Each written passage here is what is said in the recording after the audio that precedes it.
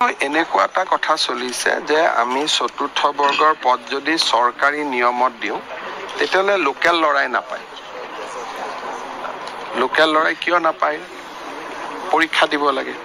গতিকে তাকে লৈ গাঁও চহৰবিলাকত স্থানীয় ল'ৰাবিলাকে আপত্তি কৰে।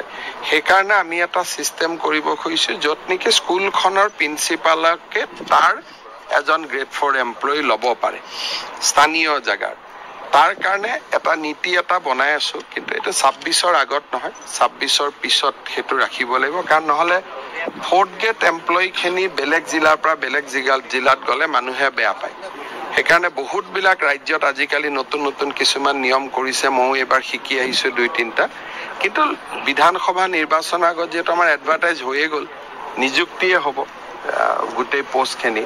সেইকাৰণে এতিয়া নহয়, বিধানসভা ইলেকশ্যনৰ পিছত কলেজৰ গ্ৰেড 4 পোষ্ট, হস্পিটেলৰ গ্ৰেড 4 পোষ্ট, স্কুলৰ গ্ৰেড 4 পোষ্ট, এইখিনি যাতে সেই মৌজাটোৰ ল'ৰাই বা সেই গাঁৱৰ ল'ৰাই পায়, তাৰ কাৰণে আমি নীতি এটা বনাই আছোঁ।